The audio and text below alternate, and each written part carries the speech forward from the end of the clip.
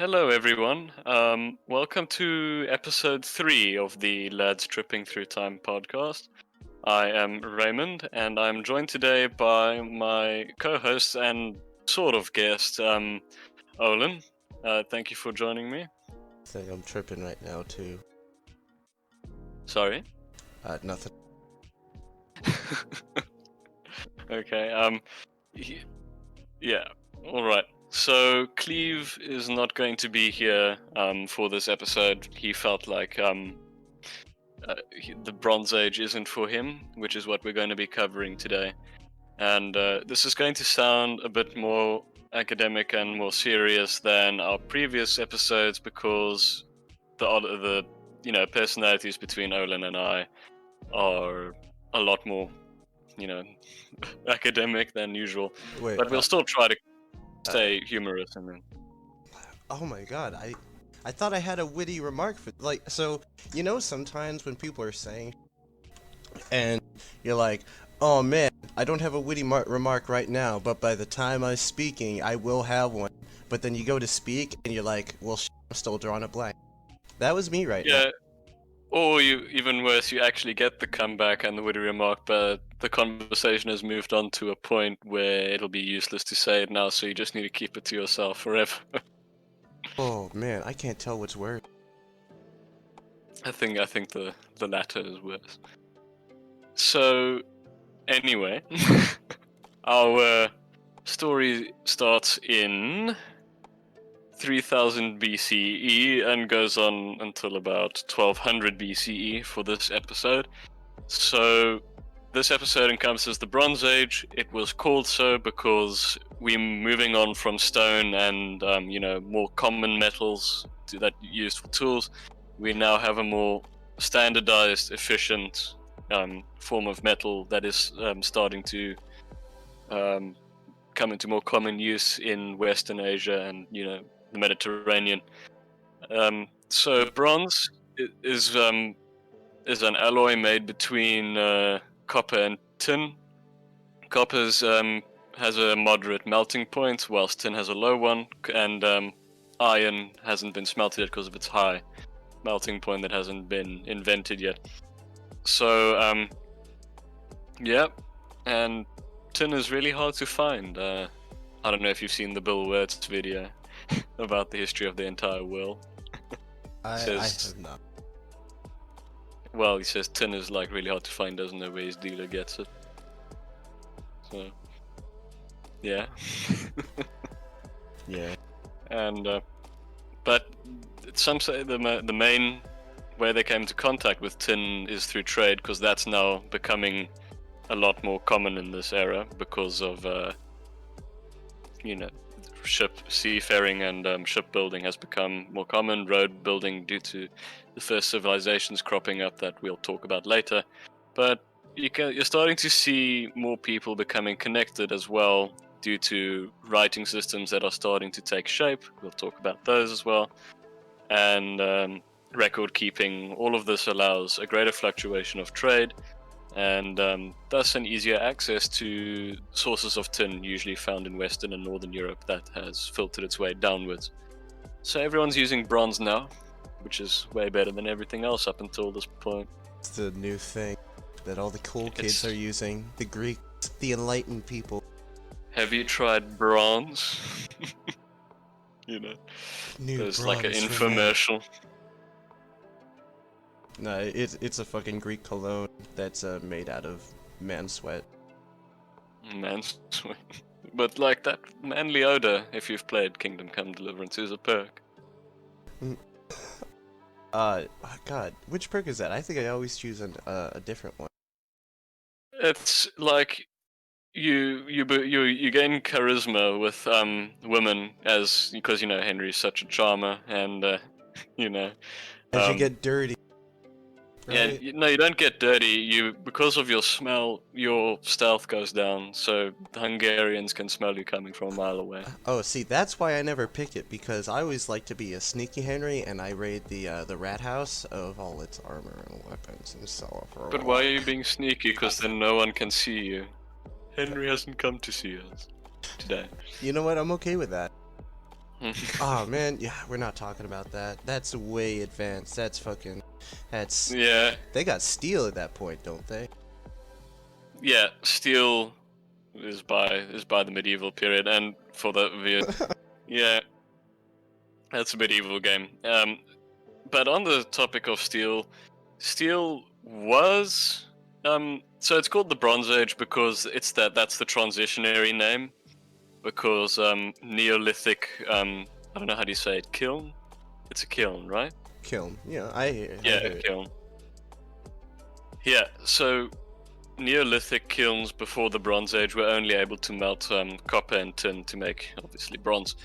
But there was some evidence of iron smelting during the Bronze Age, and blast furnaces became a thing as well, which allowed steel to be created in about 1800 BC, if I believe.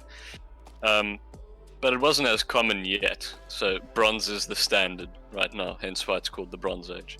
And it's quite a long age if you think about it, 3000 BCE to 1200. Yeah.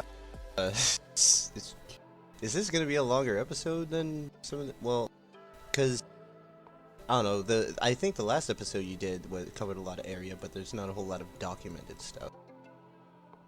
So, well, that's the reason we now have recorded history, because writing is now a thing. The agricultural revolution in the last episode, and discovering fire the episode before, writing wasn't really a priority yet. It was more, trying to survive and eat. We've been focusing mostly on food production and surviving. In the last two episodes. Now we have society. People have gotten good at surviving. We got so good at surviving that we've changed the natural landscapes of the places we live in to form huge fields and food surpluses, which allow cities to happen, which allow people to specialize and, form laws, society, carpentry, or craftsmanship, all those lovely things that, the Civilization RTS games like talking about. So Which then much. allows people from other places of a similar place to stumble upon yours and be like, you know what? I want 2 of what I have. Exactly. We'll talk about the first conqueror as well. So, if you look at that information sheet I gave you, you've got a lot of things to talk about. So, important civilizations. We need to talk about writing systems first, I believe, because that's where all these stories start. Actually, no. I think we'll start with Sumer. We've got some world leaders to talk about, some events, and some pictures.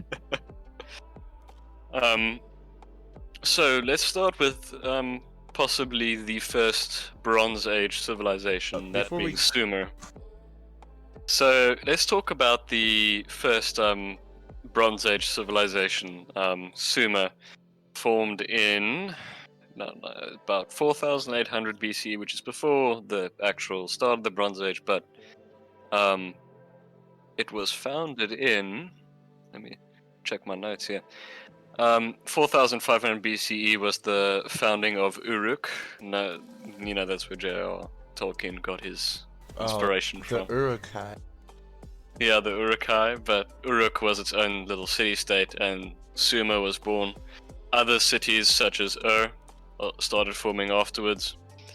And they invented cuneiform, the very first writing system, which allowed us to record history and, record keep.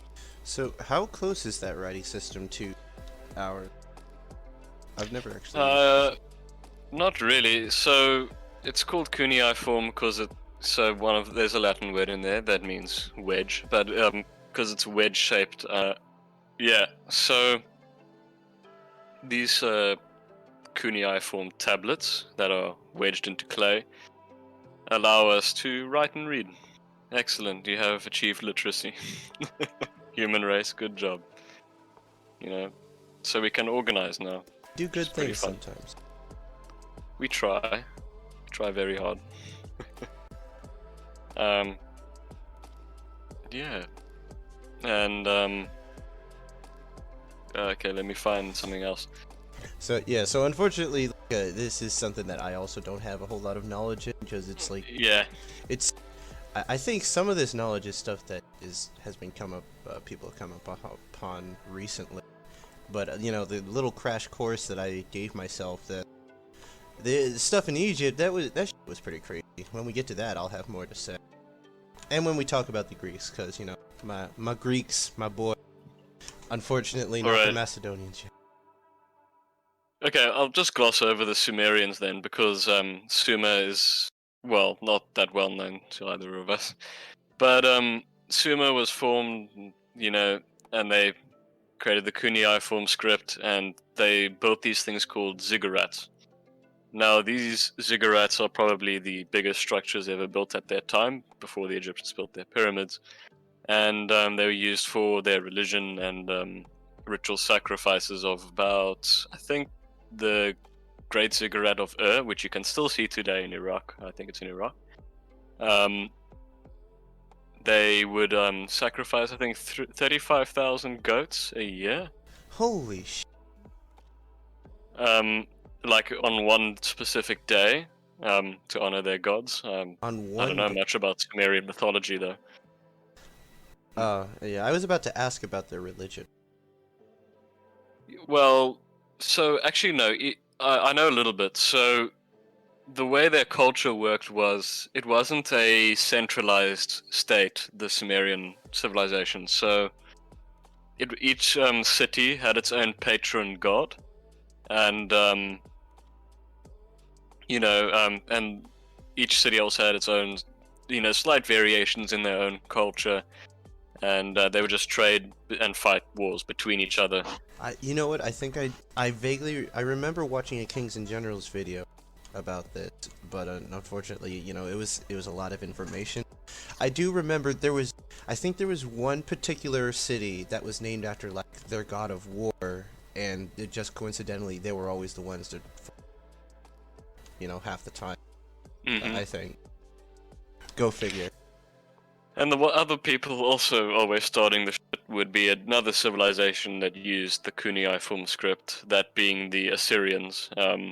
Their religion they're the predecessors to the Persian Empire, and their religion always emphasized, strength over everyone else, and, warmongering. So the only way to please their gods was through war. Warmongering civilizations is, Hey, you know what? That was cutting edge at the time. Well, yeah, I guess so. Here's the thing: humanity, as a whole, kind of goes through stages in life, similar to, a person. In the early stage of life, like the violence is the easy one to understand. It's the most direct. Everybody does it. Later on, it gets a little bit more complicated, and people start to realize that there are other ways of getting what you want. Mm-hmm. Yeah. Like, Hammurabi, with his Code of Hammurabi. We'll talk about him later, actually. We'll talk about Hammurabi and the Code of Hammurabi later. So, Sumer falls in 2350 BCE. To a name you've probably heard before, Sargon of Akkad is the original Sargon of Akkad from Acadia, and or just Akkad, I think. Yeah, just Akkad. It's not Akkad. Akkad. Oh, how did you? Acadia, but I think it's just Akkad is the name of the civilization, but the French accents are warranted because tomorrow is Bastille Day. So Sargon of Akkad is known for being the very first empire builder, because unlike the Sumerians, who were decentralized and had a ruler called a Lugal.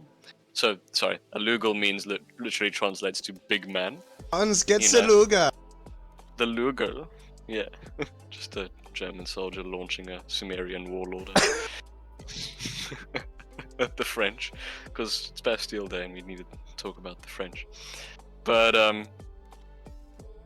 so Sargon one by one eventually conquers all of the Lugals and proclaims, the Akkadian Empire, and he rules through absolute despotism and centralized rule and fear and intimidation, and it goes well for him and his empire for about 250 years, until about 2100 BCE, when the Amorites overthrow the Akkadian Empire.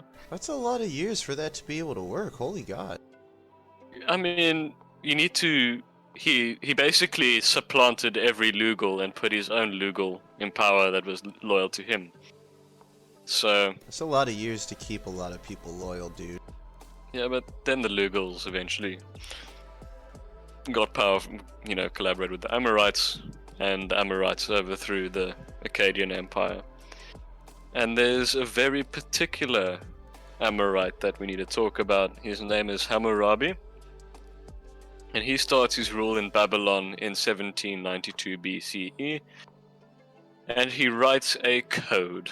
Now, this code of Hammurabi is interesting because with all of the previous rulers in the region ruling explicitly through fear and, military might, he starts taking a, more diplomatic approach to governing his empire through through this code that he writes that basically wrote out specific individual rights laws, protections for people, and commerce and trade law and all of these things. And can you imagine the original wording of this stuff? Like nowadays, it's just so complex with the wording. We got all these words now. Like I bet back then it was as simple as, "Yo, don't be a fucking dick. Yo, kill each other." Well, decrees would probably just been exactly that, written down and then posted everywhere and read out by heralds probably. But this was a standardized code written on several stelae, and there's a photo of one of them in the information sheet that I gave you of the Code of Hammurabi. It's in some fancy museum now, I bet in Europe or somewhere. And it's like just a tablet with all the laws written down, 1 to how many? I think it was 99 rules. I don't know. Babylon was a big city. I bet there was a lot of shit to account for in it. Well, eventually that city grew into an empire known as the Babylonian Empire.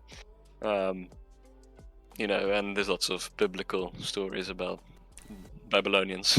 Also, just one little side note here. I know you don't know anything about it, but I wouldn't be the weeb that I am if I didn't point out that in one of my favorite anime series, Mobile Suit Gundam, which the second series I'm talking about, Zeta Gundam, there's one mobile suit towards the end that's actually named after Hammurabi. Is it? Yeah, it's specifically named after him. There's quite a few mobile suits in there that are named after gods from one religion or another. Probably Babylonian religion. Some of them Babylonian, some of them Nordic, and some of them Japanese. That's the anime with those huge space battles that. Yeah, the robots and stuff. Not Legend of Galactic Heroes. Yeah, the robot thing. Yeah, Legend of Galactic Heroes is another thing. Mobile Suit Gundam is the robot. Yeah. And so the Bronze Age has worked its way into anime. Or has anime worked itself into the Bronze Age now? I don't know. Anime can time travel. It's timeless. Anime transcends time and space. There were no body pillows in the Bronze Age, fortunately. There were no body pillows in the 1980s. Yeah. There might have been, but it wasn't really a popular thing, I don't think. Imagine Hammurabi, being an absolute weeb and holding his body pillows in, those stele carvings. Anime is timeless. Anime is timeless. Yeah. So, moving on from Babylon, let's go to the real meaty part, because this is what everyone thinks about when they hear the Bronze Age. Let's go to Egypt, because that's where all our content is for this episode. Oh, I thought you were going to say the Greek. Well, we'll go to them, because they're more content, but more the content. Yeah, no. The Egyptians is what interests everyone for some reason, because of all the mummy movies that portray a South African as an undead pharaoh. Always have to point out the South African thing, don't you? Yeah, I do, because not everyone realizes how much of a profound effect we have on the movie industry. This is true. Also, they also don't realize how many Aussies play Americans. Like Black Hawk Down, so many Aussies Mhm. and New Zealanders are playing U.S. Army Rangers and stuff, and they Yeah, do a damn and good job. and the Neil Blomkamp films as well. The Americans love him, and Neil Blomkamp is obviously South African. Filmed Elysium and District 9, and that's funny. I didn't know District 9 actually took off here. Oh yeah, when I first saw District 9, I had such a hard time pinpointing like where that guy was from. I had to look it up, and I was like, oh, South Africa, because like the only South African guy I know was like he was born in Elon South Musk. Africa. No, he was actually a guy that in the gaming community I was with. Mhm. He was born in South Africa, but he moved over to Florida when he was like 8, and so he was like an adult by the time I talked to him. He's American. So, So now we shall talk about the Egyptians, a place that the people of my empire have been in quite a few times.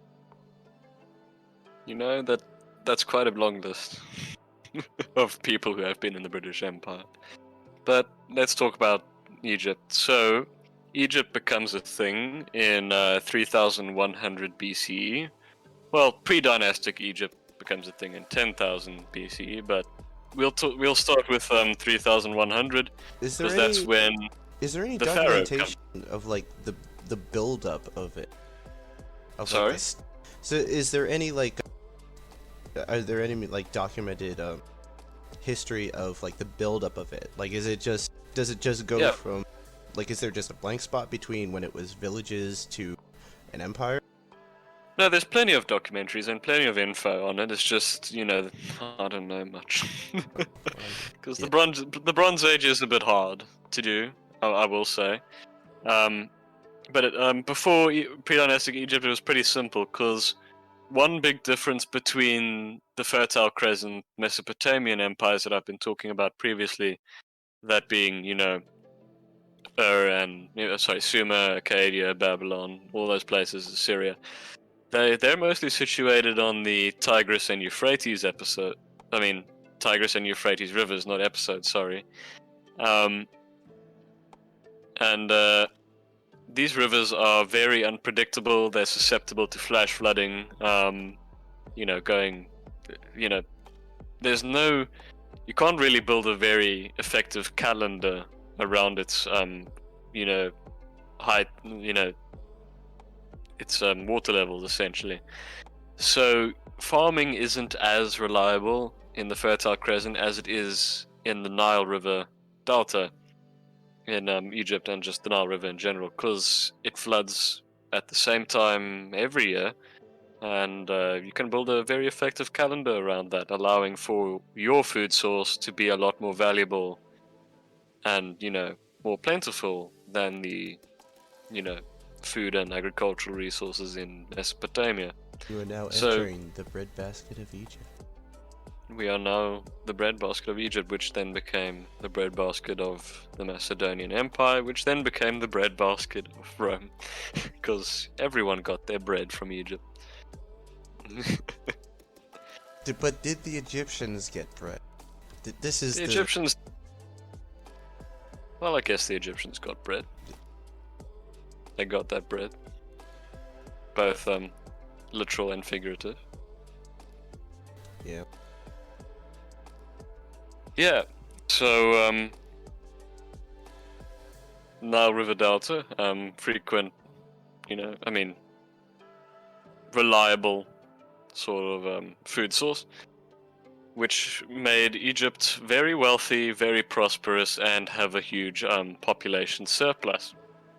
And since the Sumerians have developed their, writing system, Egypt develops their own, and we all know what that is. That's hieroglyphs. I don't need to explain what they are, because quite frankly, if you don't know what they are, you need to just visit your local tattoo artist and they'll explain it to you, because everyone likes getting those on their skin these days. You might need to explain how to spell it because it's not all that obvious.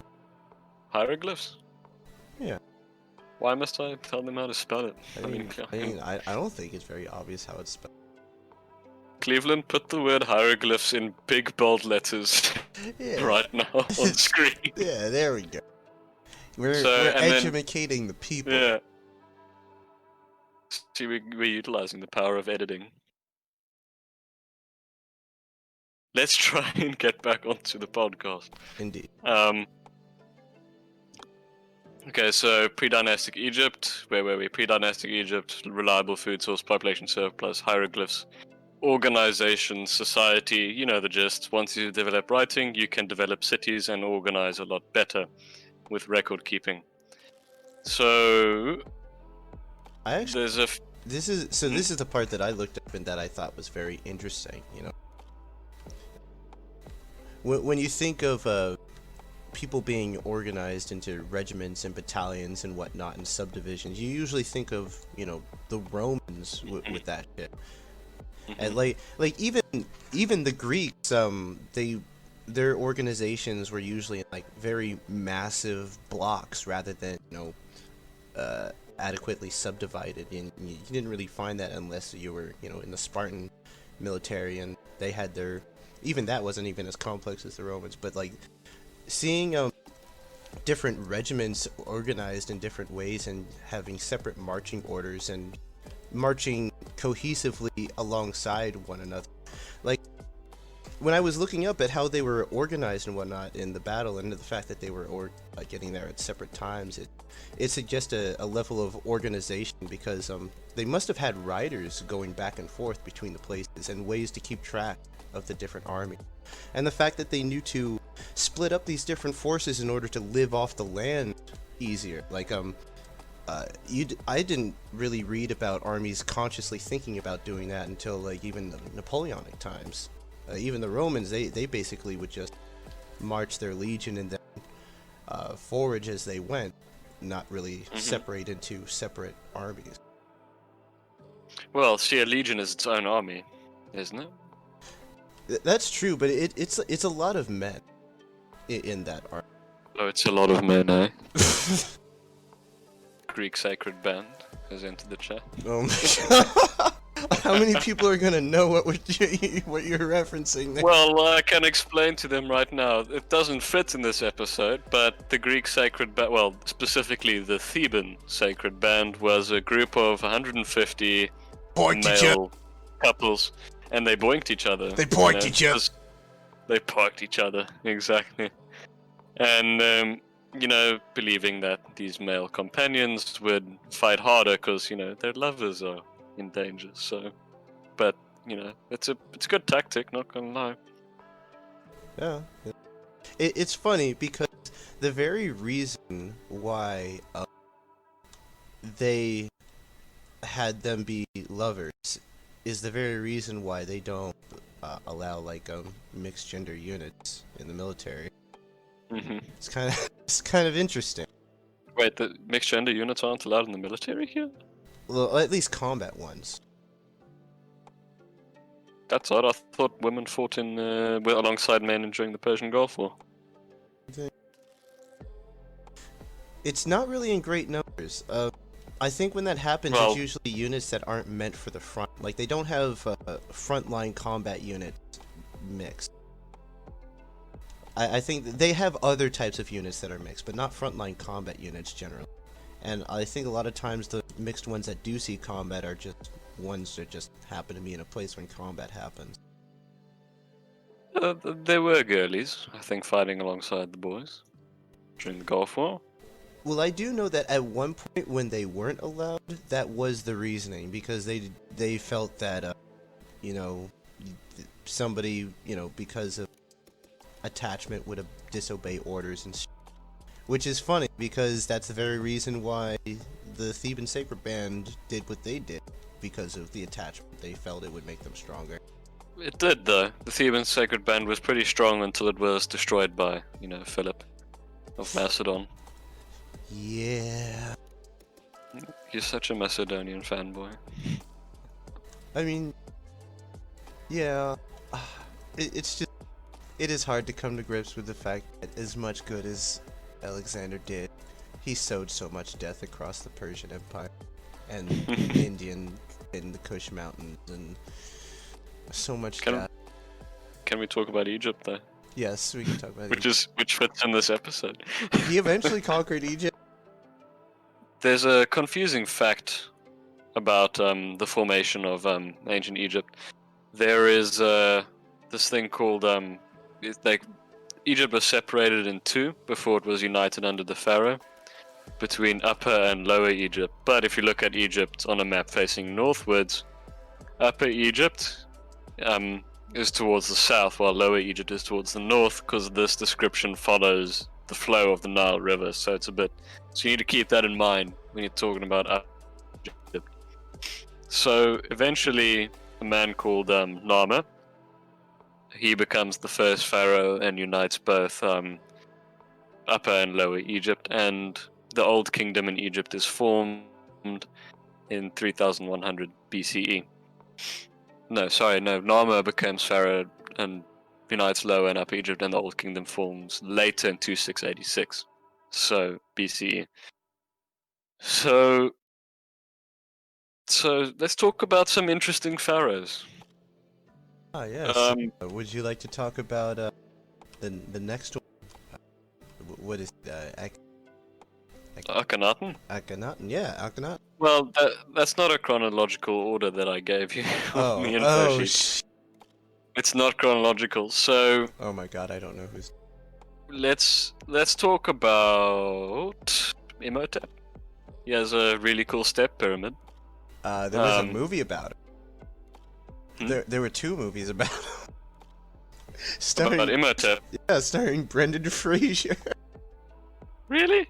Yeah, that's Imhotep. Brendan Fraser plays Imhotep? Oh no, he doesn't play Imhotep. That's the mummy. But wait, Imhotep was. I must say, Imhotep wasn't the pharaoh. He was the he was chancellor to Djoser. That's the pharaoh above him in that list that I gave you, and he was the architect of that huge pyramid. That very famous step pyramid that Djoser is buried in. Imagine designing your boss's tomb. Like that's your job. This is where you're gonna lay in, like, maybe 20 years. Because, I do not believe the theory that the pyramids were created by aliens. But You don't. But ancient astronaut theorists think that they were. wait, it's all pyramids. Always has been. Sorry, that's such a good meme for me. Aliens, yeah. I'll tell Cleveland what meme format to put in, and with so anyway, the thing with the pyramids is that they're a lifelong project. So when you become pharaoh, you essentially have to start building a pyramid because it's very labor intensive, as one can imagine, and it takes your entire reign to build one. So Were there ever any pharaohs who finished their pyramids before their reign? ended. Probably Ramesses II because he reigned for a fair minute. I don't know if he was buried in a. So there was one pharaoh who we all know about, who wasn't buried in a pyramid because his reign didn't last very long, and that's Tutankhamun. We all know him, King Tut. Yeah. Because he was an inbred person, because to keep the bloodline going, he walked with a cane. He wasn't very healthy, and his dad, Akhenaten, we'll talk about him later. His dad, I think it was who was he married to? I think it was his sister, and Tutankhamun came out, and he died at the age of 16. So, by no account, a very famous and effective pharaoh, but he's famous and world-renowned today because his tomb in the Valley of the Kings, which is where he was buried, he wasn't buried in the pyramid, buried in the Valley of the Kings, and his tomb was later discovered by a British architect. It's the most complete tomb ever found, and that's why we all know about him, because he died well, with lots of stuff. So it's an archaeological feat, really. So, Paris Hilton. Well, she hasn't died yet, has she? Well, no, but if she did, and was, King Tut, then, that'd be... Well, we know her now while she's alive. I mean, she's famous for being and she famous. has. Well, so are the Kardashians, aren't they? That too. You know what? He's an amalgamation of those people. He's an amalgamation of parental genes, I can tell you that, man.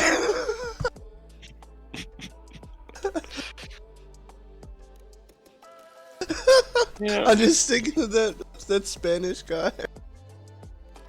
What Spanish guy? Oh, you know the one, Mr. Tinsley. Charles V. Yeah, Mommy says it's a strong chin for a very, very healthy boy. Oh my god. Knocks a baseball out of the park with his chin. I remember playing Empire Total War and clicking through the different nations and seeing the different nation leaders and like, here's Piotr, here's the King George. Here's... And then you click on the Austrian Habsburg Empire. And then you click on Spain. And then you click on Sweden. You're like, oh. Thank goodness, the Carolean dynasty at last. Yeah, so I'm just gonna say that there's definitely some Habsburgs on your screen right now, and I want the audience to take them all in. Take that image in of the Habsburgs. Do you want view? Because this is not how you get view. Can you hear all the people clicking off the video to run to their bathroom? I clicked off a long time ago, my friend. Oh, it was me, wasn't it? No, it was just it's the Bronze Age, bro. bro. Bronze Age. For I can't men. wait for the. I can't wait for the World War II episode, honestly, but it's long in the future. Well, that one's gonna be the one that gets you famous and gets people looking back at all the. Yeah, and then I'm gonna have to put a disclaimer in like a future video series that I do about something else and say, yeah, I'm not proud of my early episodes. But yeah, let's stop defaming ourselves. We're trying. It's a good effort and it's a hobby and it's keeping me busy and Cleve more busy than I am because he's the editor and I thank him dearly, and I'm paying him, so Exactly. So yeah, where were we? Tutankhamun. So he's basically a forerunner to what's supposed to come with the whole royal inbreeding thing. So there's actually a photo, a historical artist rendition of how he would look like in the modern day. I'm gonna find that photo now. I'm gonna send it to you. Okay. Is it as bad as the Habsburg? You'll see now. He had bowed legs, so Oh my lord. there we go. And he had to walk with a cane all the time. He had many canes in his tomb. I mean, his body looks weird, but at least his face doesn't look so bad. Oh my god, that ankle. Wait until you see the side profile of Tutankhamun's face. No wonder people look at the bones of these people and like, the aliens! And see, because of mummification, you can very easily reconstruct people's faces. That's, yeah. Destined by the gods to rule Egypt indeed. What do you even call that shape of head? What is that? Cantaloupe.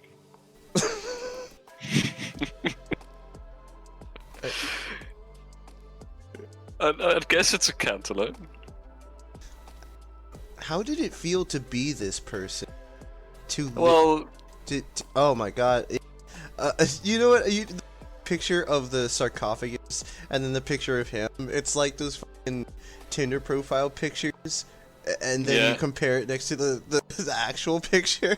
There's a reason some men don't like giving out their side profiles on photos on Tinder and things like that. Are you a Tutankhamun?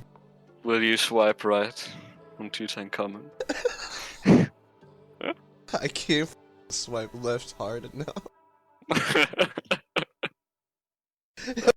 swipe myself off Tinder. Just swipe yourself all the way out of the App Store. Anyway.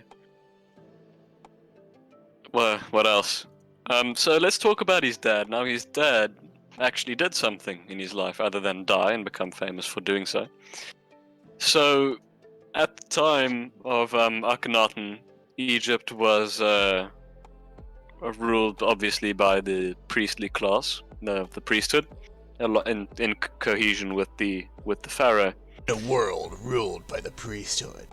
In a world ruled by the priesthood, there comes a time and place where they are more like they're more like a sort of executive branch, you know.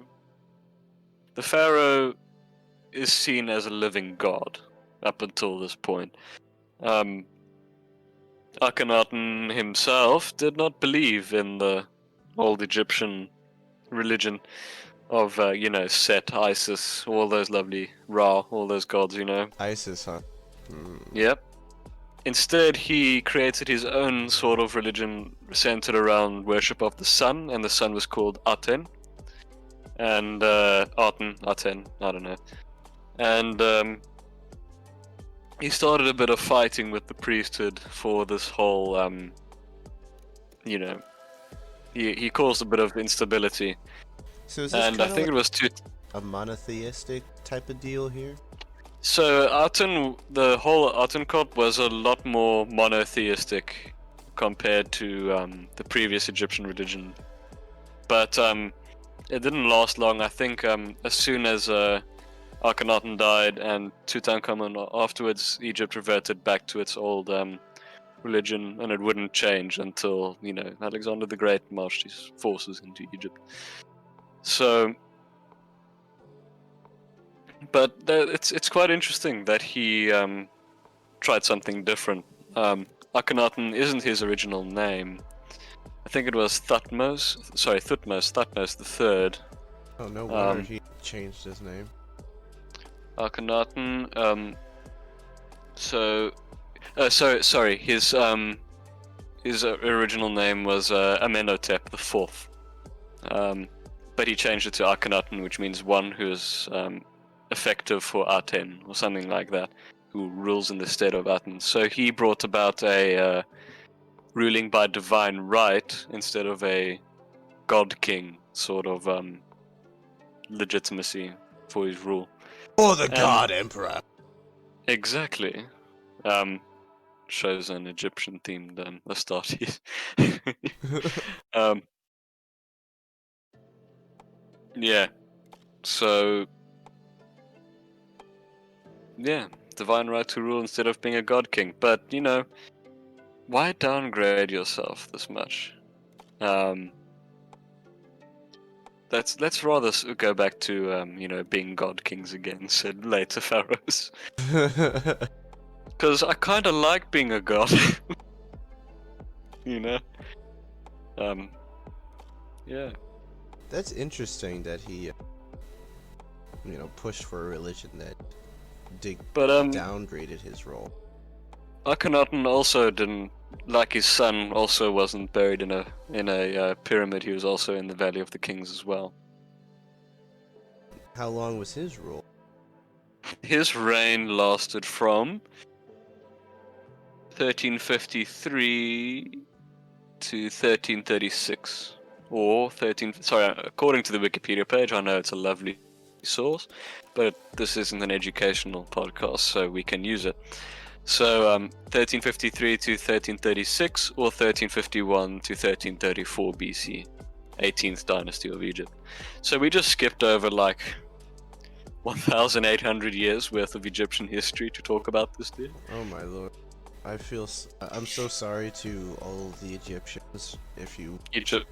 Egyptologists and Egyptians, however you found yourselves here on this podcast, for skipping over so much of your history. I promise that I will try to learn more of it at a later date when I have more time. Let's talk about let's talk about two more pharaohs. One being Hatshepsut, the female pharaoh. But I keep on reading her name. Like, I look at it very quickly, and I'm like, Hephaestus. And I'm like, what? No. No, it's Hatshepsut, according to my history professor from a semester ago. Hatshepsut. Hatshepsut. I mean, she's got her own little thing in I'm gonna quickly find her little part in this little textbook that I got here. Yeah, I got a textbook, and can you hear the pages turning? Yeah. What's a book?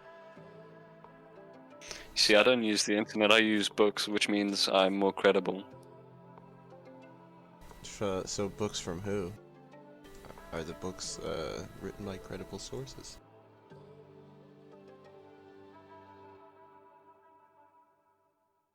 Do I need to like pay now? Because let's not use the textbook now, because I think that's gonna get a copyright issue.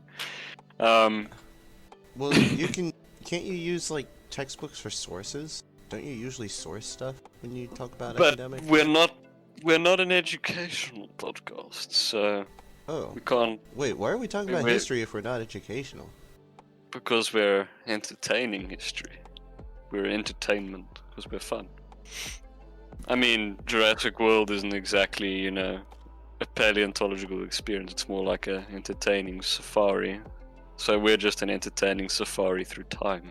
True, but it has like those like the little like things that you can read that are educational. I mean, most of what we say is true and educational, and you are completely welcome to go and Yeah, I would. check yourself. Everybody who's watching this, please like double check us.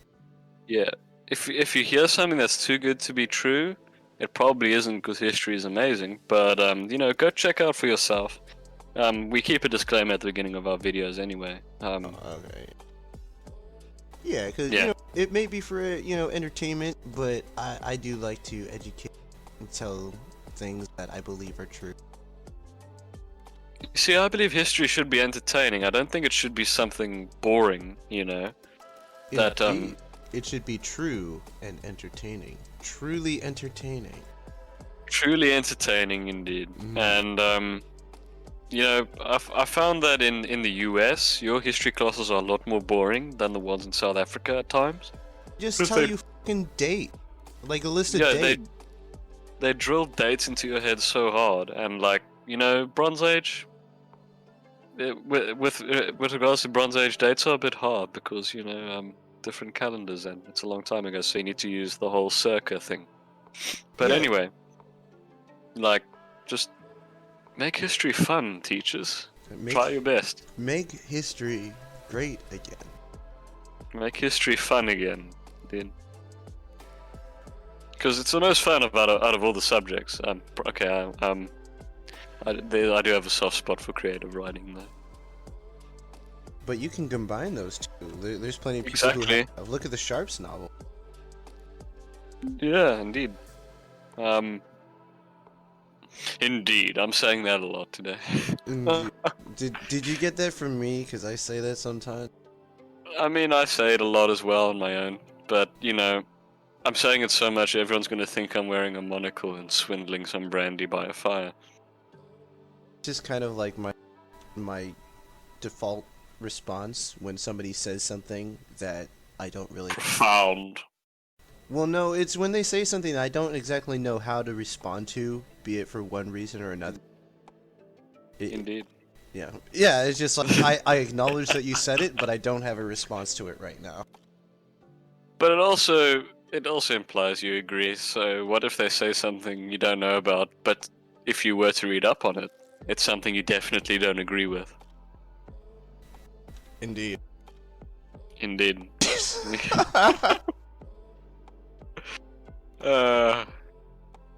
Want to move on to the Greeks?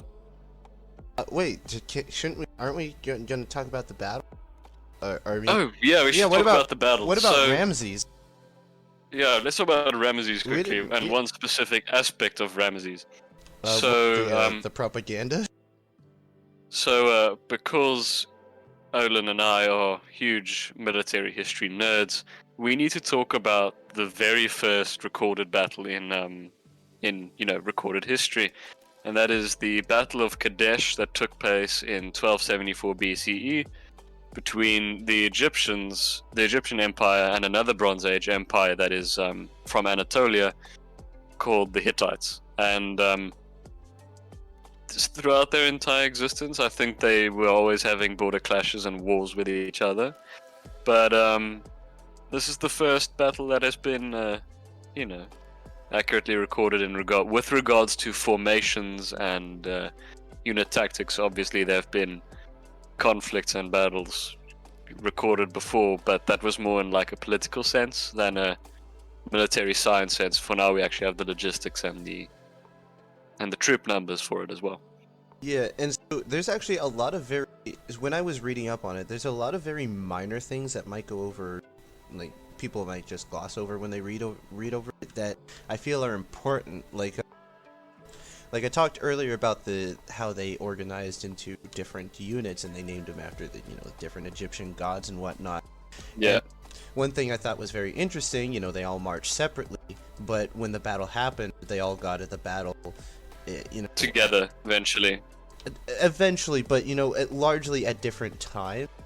And the thing I think is interesting is it's like they were using a system that was still kind of new and hadn't been perfected yet, because there were a lot of mistakes that when you fast forward in history aren't really so prevalent all the time. In the Napoleonic Wars, different troops, obviously there were instances of armies not reaching there in time, but I don't think it happened. Waterloo. Yeah, couldn't chase those Prussians now, could you, Gerald? Where is Grouchy? I need those men. But I just, Bastille days today. I just feel It's like fine. there were more instances where it worked out than when it didn't. Whereas in this battle, it's like it was kind of messy, but you could see really basic tactics that laid the groundwork for later instances. Like when Ramses uses his chariots to charge out of the camp and hit the enemy in the rear, that's like very largely a Macedonian thing. Yeah, when you think about it, using mobile horse-based unit to flank around and hit in the rear. Yeah. Because even after that, a lot of times cavalry would opt to raid for the enemy camp rather than, do the thing that you always do in Total War games. Yeah, hammer and anvil, exactly. But that's also pretty weird because chariots aren't built for charging yet, because they didn't have those nice spinny blades on the wheels at this point.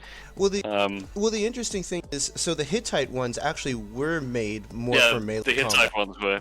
Yeah. The Egyptian ones were built for speed and skirmishing with arrows and things like that, and it was largely on part of the aristocracy to do that. Whilst the Hittites, I think they were more. I don't know. I don't think the aristocracy were using chariots for the Hittites. They seem like a very warband type of people. Yeah, and so let's give a difference for the viewers. So with the Egyptian chariots built for speed, it's only a two-man team. One drives, the other, presumably an aristocrat or the pharaoh himself, even because in this day and age they're still fighting on the front lines. Because he's a living god, the pharaoh. He needs to prove that he is destined by Horus to ride down the enemy and prove his manhood through force of arms and things like that. You don't see that anymore. Which Ramses did in a lot of his propagandic writings after the battle. We should talk about the propaganda stuff because that's interesting. Yeah.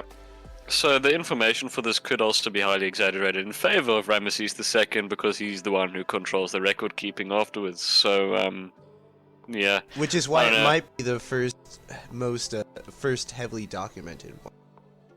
Mm-hmm. But hey, I'd like to believe that Ramesses went in, muscles bulging, even though he's probably inbred and doesn't have any. So, no, I do think that Ramses was in there. I think he was also scared. and I think he might have been able to keep his composure long enough to not break down until after he was away from his men. But that's like every man, really. But to him and his men, he's not a man; he's a god. So I feel like he was cowering when people weren't looking. I mean, I would too if I was a god, but I'm not, and I'm scared. It's just, I do think he was on the front line. I do. I just don't think. I think he was might not have been as like he was in the front line unit, but not necessarily on the front line. You know what I mean there?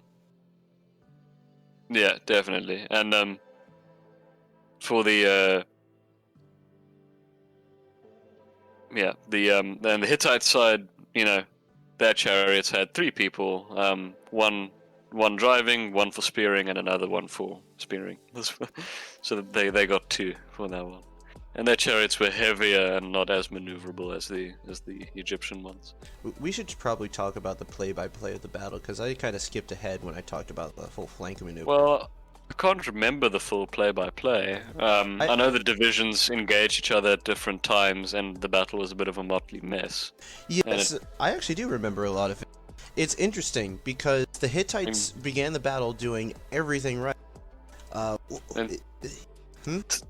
Take it over, my guy. Sorry, I'm interrupting you. Go ahead. So what was it? It was the Amun division, right? That the pharaoh was in, or was it the Ra division? So it's in a poem. So Ramesses II describes his arrival on the battlefield in the 2 principal inscriptions. So this took place on the Orontes River near Kadesh, as the name suggests. Because the Hittites laid an ambush along that river because they, when Ramses was being all big, like, yo, I'm gonna conquer your city, asshole. They were like, nuh-uh. They laid an ambush because, they knew he was coming. And it was his division and another one that arrived there first. And they got ambushed and pushed into to the north along the coast where they set up camp. And I believe the Hittites surrounded it for a while. And after that, divisions started to roll in one by one. And at one point, while the camp was surrounded, the Hittites thought that they had pretty much won, and they started looting a little early. Meanwhile, a division arrives, I believe, from the coast on the north, because they were marching from different directions. And they reinforced the camp, and after they reinforced the camp and stuff, that's when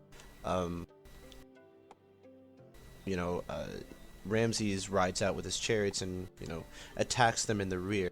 Now, I don't think they rammed them with their chariots. I think they went around to their rear and started skirmishing with them. And with them, they were maneuvering their wider, heavier chariots inside inside the tight quarters of the camp. And they were also tied down with loot, so that was just kind of a recipe for disaster for them. Whoever ordered that loot order was, man. Probably is. So, lesson is don't celebrate too early, really. Yeah. That was fucking. And I think at some point there were other Hittite units that engaged and helped reinforce along the way. And it ended up being an indecisive clash because the Ramses retreated to the south and met up with more reinforcements, and the Hittites reinforced them from the north, from Kadesh. And I think there was an indecisive clash there kind of along the river. And then both sides pulled away. It was and then both sides went back proclaiming victory when it was in a lot of. So let's see. It was a tactical draw, but strategic defeat for the Egyptian.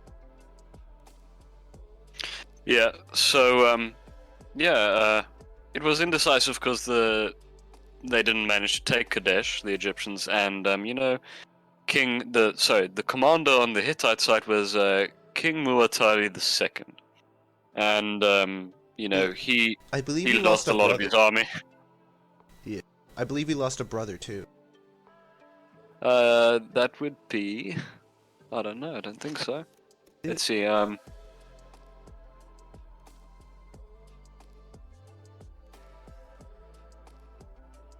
don't see anything. Okay, maybe not. That's something else that I'm thinking of, maybe. Want to quickly talk about the Mycenaean Greeks because we're running out of time soon. Oh, yes, let's do that.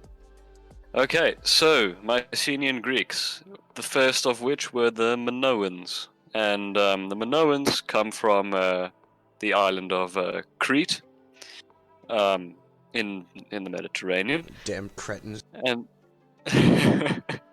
and the king will be known throughout to those who follow Greek mythology. You'll know this man, King Minos, who built Knossos, and the labyrinth under which the Minotaur used to live.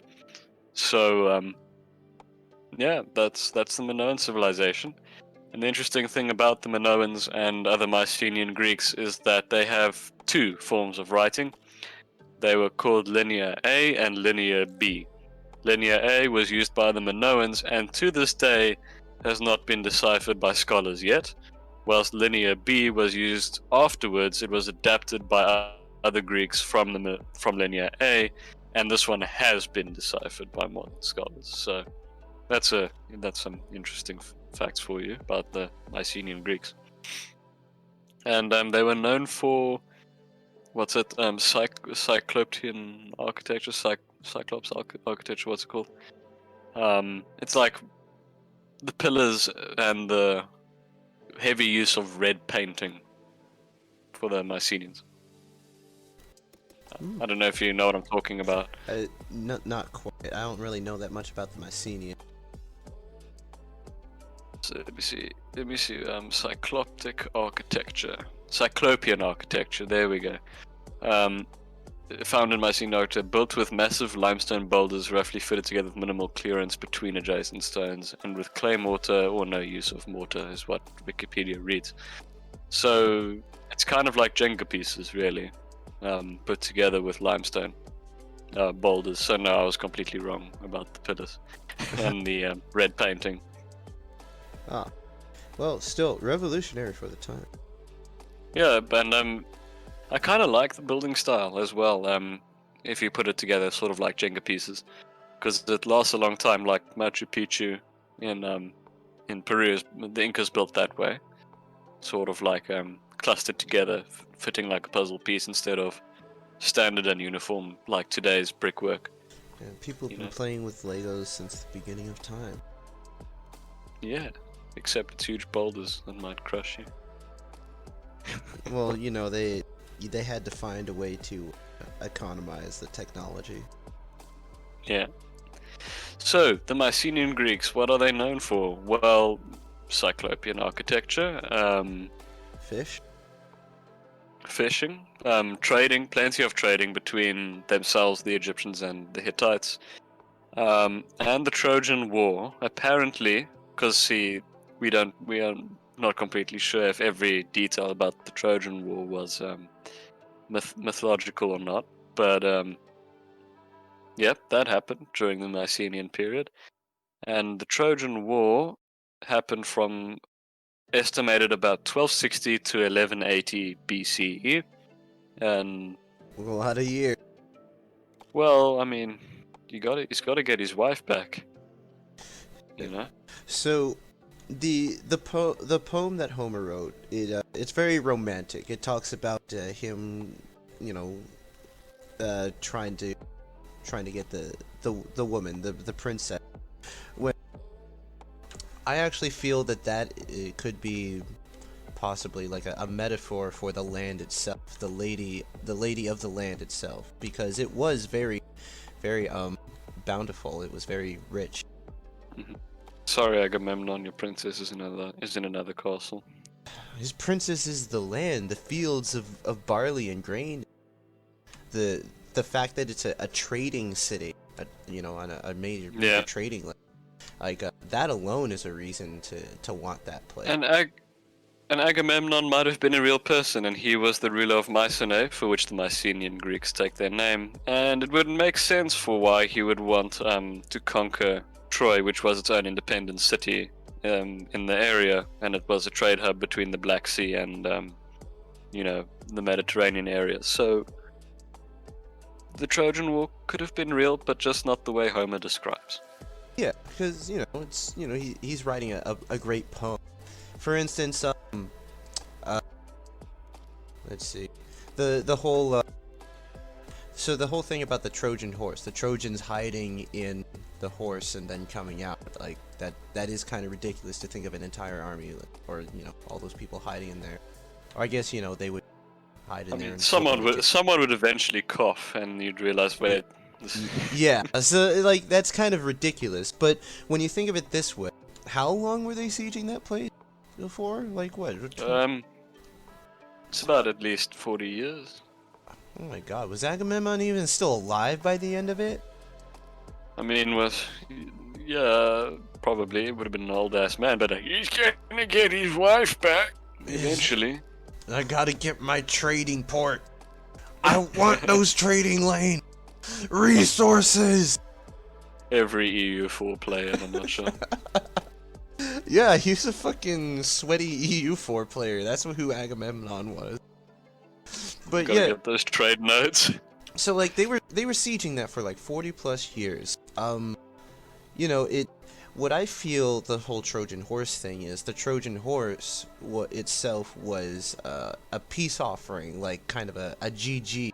Like, yeah, we give up. Good job. Here's a peace offering, and we're leaving. And so, they show them leaving. But the thing is, how does a city like that be under siege for 40 years? Apparently there's been architectural findings of underground waterways under there, which at some points in the year are not flooded. So it's not too, far-fetched of me to think that, they were getting supplies there, and that's how they were able to last that long. And also the whole practice of building sapper tunnels that the Greeks probably did. They might have actually run into one of those as they were building one of those tunnels and notified them, and then come up with a plan to where they offer the horse, make them think they're gone, and then use the tunnels to sneak under. And after night falls and after the Trojans are done celebrating their hard-fought victory, they come out from the sewers and slaughter them all. Yeah, I mean, pretty grim, but it's war. I mean, that sounds like a war. That sounds like a siege. When the toilet starts speaking linear B. Oh my God, the meme. Yeah, the memes, they're starting. And yeah. So, and finally, since the Trojan War is happening at the very end of the Bronze Age, we can start speculating about the Sea People who eventually brought the end of the Bronze Age. Sea People. The Sea People, no one knows where they are, who they are, where they come from, because, they didn't keep their own writing system. Well, we were talking about it the other day, and I think you and I both thought it could have been like a multi-ethnic mix of, maybe Celts and Thracians and Illyrians and people from that area. Yeah, they did raid and pillage, but they did settle. They wanted to settle the areas in which they were attacking, so they brought an end to the Hittite and Mycenaean civilization. They didn't bring about an end to the Egyptians, because Ramesses was able to hold them off, but they did destabilize the area. But I'm going to speculate that they came from Italy, Sardinia, and furthest extremity. Sorry? Romans starting early, bro. I wouldn't go as far as to call them Romans yet, because I don't think the city of Rome has been founded at this point. Wasn't Rome founded by Greek settlers in Italy? No, if you believe the legend was founded by Romulus and Remus. What, were they Greek? No, they were. So that story goes like, I think it was I think it was either a Etruscan or a Samnite, but the king of the area, left his two boys out to die, and they got suckled by the wolf Lupa, and then eventually raised by a shepherd afterwards, and then they overthrew their evil uncle or dad, and they established the city of Rome. But before they named it Rome, the two people the brothers Romulus and Remus had a fight about it, which ended up with Romulus killing Remus, and then naming the city Rome. So that's why it's not called Rheims. Oh no, that's a place in France, isn't it? Many other things we've been talking about, but that's fine. Sorry. I apologize. No, it's not your fault, bro. It's mine as well. It's just a prank. We're fun. It's just a prank, bro. Just a prank, bro. And anyway, now that the sea people came in and destroyed everything, everyone is dead. So begins the Dark Age. So begins a small Dark Age until the Iron Age happens. And then history can start rolling again. Is there a name for this, like, small age? Intermediate period. Intermediary period, I'd assume. Let's see, the Bronze Age collapse. Let's see what happens if I Google that. Late Bronze Age collapse. So there was an early one. So, Bronze Age collapse to Electric Boogaloo.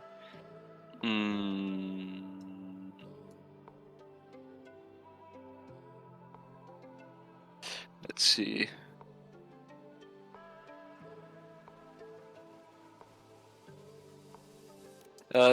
In Greece, it was called the Orientalizing period. Afterwards, classical Greece emerged. Interesting. And so a lot of Wikipedia states a range of explanations for the collapse have been proposed without any achieving consensus. Several factors probably played a part, including climatic changes such as those caused by volcanic eruptions, invasions by groups such as the Sea Peoples, the effect of the spread of iron-based metallurgy, developments in military weapons and tactics, and a variety of failures of political, social, and economic systems. Oh, well, so I guess this kind of shit just happens. A lot of bad things happen at once, like, what's happening this year, and then you got a new age. Well, hopefully this doesn't require everything to be, like, so destroyed, in the past. Yeah. Hopefully 2020 will be livable. Yeah, I mean, we got Elon Musk. They're still. There you go. I mean, if looking towards Elon Musk as the only source of hope, I really gotta tell you something. Please, I want to go to Mars. Same.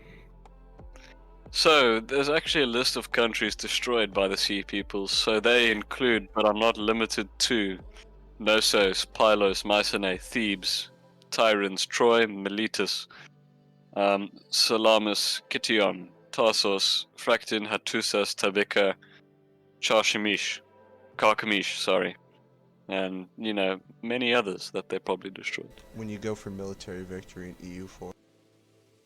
Yeah, you destroy everything. Well, military victory isn't destroying everything. That's more civ. Oh, okay. Well then, when you go for military victory in Total War. Burn everything. Burn it! Exactly. So with that note, everyone, we apologize that this episode may not have been the quality that you are used to. But yeah. Now that everyone's dead and killed presumably by the Sea Peoples, we are probably going to sign off now. Yeah. Thanks everyone for listening. I am Raymond, and this is Olin, a guest for tonight, and my give him a enemies round are of many. applause. My equals are My equals are none. Exactly. So thank you for listening, and we'll see you next time on our Iron Age episode, and hopefully Cleve will be back for this one. Not that, You've been terrible. Cleveland Brown.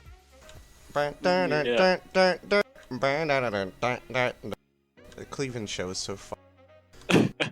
All right, everyone. Take care. Cheers. Good night.